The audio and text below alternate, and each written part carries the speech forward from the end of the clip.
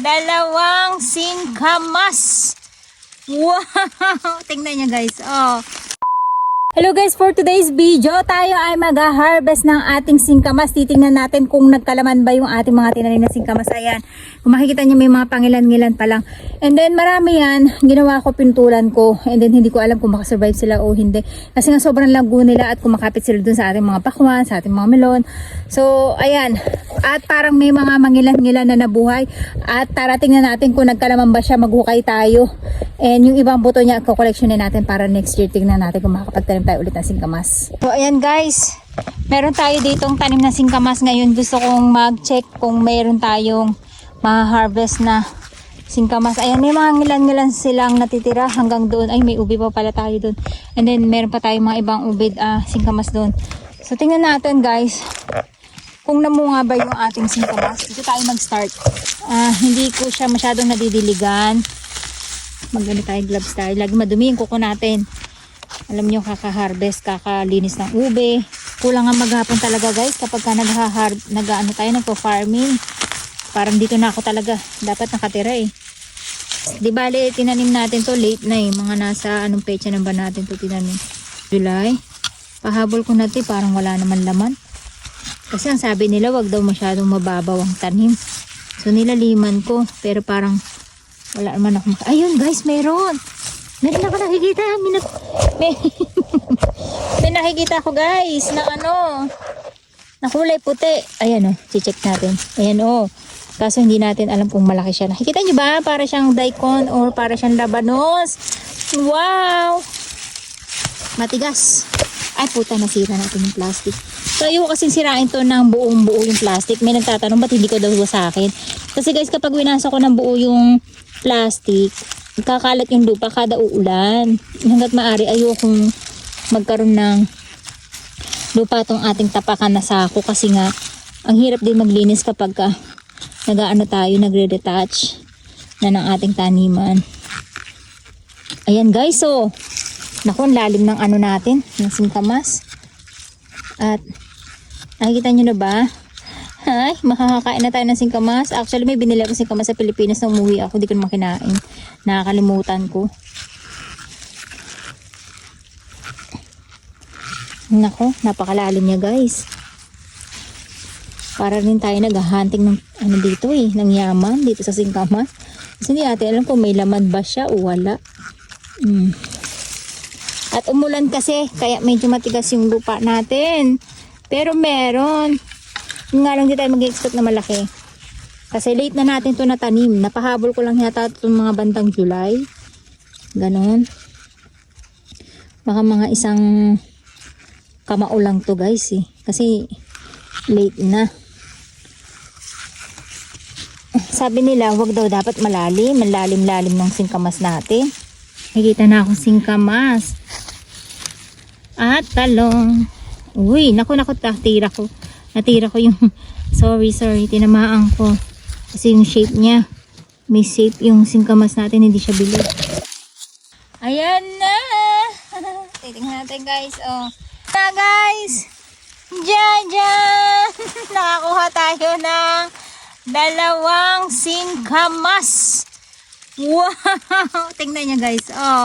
Diba meron na tayo ngunguyaing singkamas mamaya. At hindi siya ganun kalaki, pero nakita nyo naman guys, dalawa yung naging laman niya. Usually kasi, kapag ganito, isa lang ang laman niya. Pero ito, nakakuha tayo ng 2 piraso. Ayan. At tarating na natin yung iba natin, baka may laman na din. Dahil kulang na kulang sa amin to mamaya ni Akari. Yee! Ayan na guys, nakakatuwa. Baka ito ay may laman din. Ayan, tingnan din natin to. Pero hindi tayo sure dito ha. Hindi tayo magpapakasiguro. Tingnan mo yan, don't expect too much tayo dun kanina. Pero may nakuha tayong laman. Diba? Ayan ha, laman na ako ng laman ha. Baka nagagalit pa rin kayo. Pero, yun, meron nga guys. May nakikita na akong puti, pero hindi siya parang ganun kalaki. Parang nagmamakaawa lang yung pagkakabunga niya. Ganito talaga yung lola nyo. Alam nyo guys, pag nagtatanong sa akin, buti may tanim daw ako ng ganyan, ganito. Kasi guys, kapag namimiss ko yung isang bagay, gusto kong isang prutas o gulay, ako na mismo talaga nagtatanim. And then hinahanap ko lang kung meron ako nabibiling buto nun. Tapos, ayun, itatry na ng lola nyo. So gagawin natin ngayon guys, papalahin natin. Parang dalawa din yung laman niya eh. Ayan. Papalahin din natin. At lalayo lang tayo ng konti. Ayan. Para tinatapak-tapakan lang natin siya. Ayan. Saka natin iaangat yung lupa. Ayan, nakita nyo gumagalaw yung lupa. Para hindi natin ma-damage yung singkamas kung meron man. Eto na, moment of truth. Wow, ang cute-cute naman ang bunga niya. Magiging 3 pa sana siya. Ayan o, kaya lang di na nga umabot. At least may nakuha tayo, diba? Ang expect ko talaga guys, wala akong makaharvest. So kung pinagsama siya, isang ganyan lang yung laman niya. Usually talaga ng singkamas guys, iisa lang talaga ang laman niya. Pero natuwa ako, nakadalawa tayo dito ah. Hindi pa to tumatlo, no? Ayan. Meron na tayong singkamas. And then isunod natin to guys. Yan, tingnan nyo ah, ube ang harvest ko ngayon. Napunta tayo sa singkamas. Ano ba naman ito? So tingnan natin to kung may laman. O, diba? Na-excite yung lola nyo bigla. Kanina papauwi na ako sana kasi sabi ko pagod ako eh. Napagod ako sa paglilinis ng mga dahon ng ating mga ng ating dadaanan. Ito parang walang laman guys. Parang hindi siya nagkalaman. Kasi wala akong makita.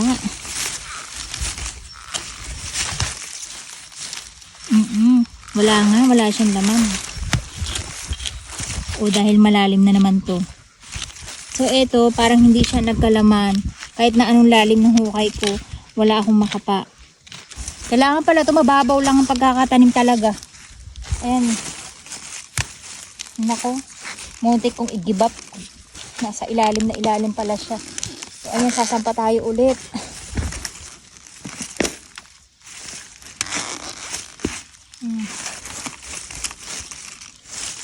Kailangan malalim na malalim. Tapos saka natin yuyugin yung lupa. Lalim niya eh.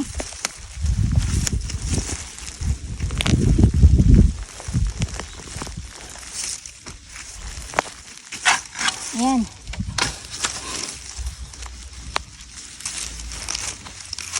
Ayun, may nakita na guys.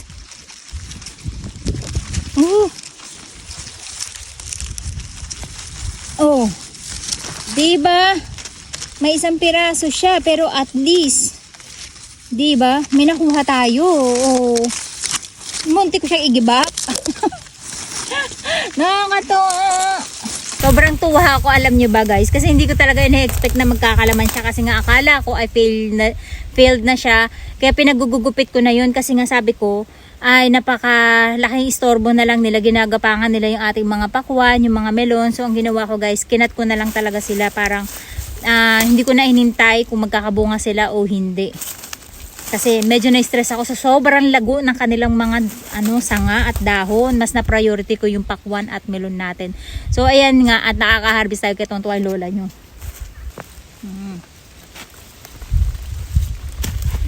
Yan. Professional na yung lola niya sa pagbuhukay, di ba? Ang liit lang nito. Ayan oh, nakakalungkot. Ang galing no, dalawa ng dalawa talaga yung bunga nila, in fairness. Ayan oh. Ito napakaliit. Oh. Wow. Ito isa lang din. Pero at least may laman. Talagang dalawa-dalawa siya. Ayan oh, may isa siya. Oh. Hindi nga lang talaga siya lumaki. Hindi ko alam dahil kulang ba sa tubig o kulang sa buwan. Kasi late ko na to natanim guys. Pagkakatanda ko parang mga July ko na to na itanim. July, August, September, October, November, December. So mga ganun. Pahabol ko na to eh. O mga July.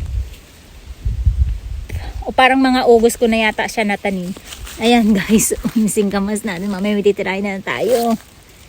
So ayan guys. Yung mga na-harvest nating singkamas. Yung iba nakita nyo maliliit. Ayan. Hindi sila lumaki. Dahil na siguro tinabasa natin siya ng mga dahon. Pero good thing itong mga nauna nating hinarvest ay malalaki. Ayan.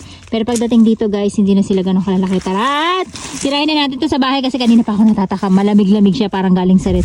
So pwede na natin siyang kainin ng hindi natin natago sa ref. Pagkahugas natin, syempre, babalatan na natin. Hey, nakakatawa guys. Ang saya ng lola nyo. Ayan, ang dali-dali niyang balatan guys. So, ganyan lang. Diba? At parang matubig siya. Sayang lang, hindi talaga tayo madilig na itong time na to eh. Kaya siguro hindi siya ganun ka laki. O dahil nga tinanggalan natin siya ng mga dahon. Pero buti guys ha, may na-harvest pa tayo. Kasi nga, wala naman talaga akong balak na ano na siya, na mabuhay na siya o hindi. Kasi nga, nai-stress ako nung lumago sila ng husto. Nakaw, yung amoy niya guys, singkamas na singkamas talaga. Next year, magre-revenge tayo. Tatanim tayo ng maraming singkamas. Yun lang, di ako nakapagtabi ng mga buto. Tinapon ko yung mga buto guys. Kaya bibili na lang tayo ng panibago.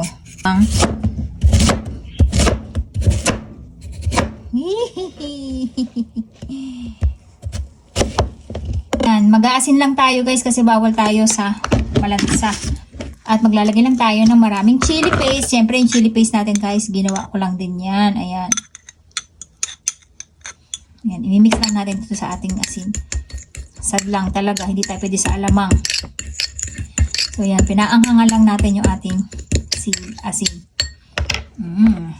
Sarap.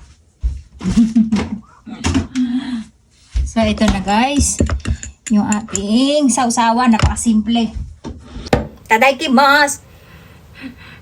Singkamas na singkamas nga guys, legit na singkamas siya. Ayan. Tadaikimasu!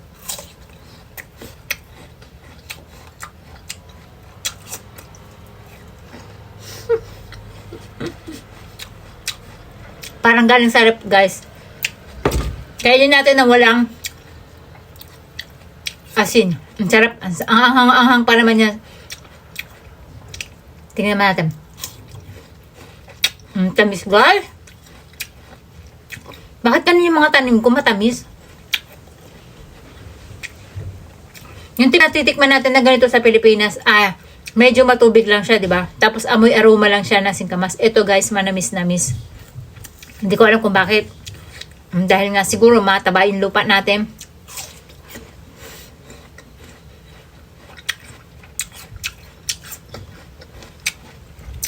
Ang tubig guys. At yung lasa niya guys, para tayong kumakain ng, ayun! Para tayong kumakain ng nashi. Ano ba yung nashi? Pear. Kasi manamis-namis siya guys, hindi ako nagbibiro. O pwede ko rin patikim sa inyo. At ang tabaw. Sobrang tubig niya. Pwede ko na pakita sa inyo. Sobrang matubig. Kaya ganito talaga yung lola nyo guys. Pag may gusto tayong kainin, imbis na magreklamo ko dahil napakamahal nga naman bumili dito sa Japan. Napakamahal kasi nito guys. Nag-ano siya ng 200 pesos ang isang piraso. Ganun. So ako na nagtanim. Kaysa magreklamo ko, di ba? Mahal ko, Ije. Modekta. 梨みたいだね。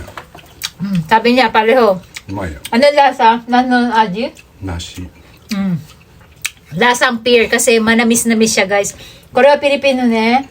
Futsu wa ne, amay janai yo. Diba amay tumanay? うまい。 Natatamisan din siya kasi nga sabi niya para ka rin kumakain ng pear. Yung malutong na pear ha, yung bagong piras na pear. Ganun na ganun talaga yung lasa niya guys.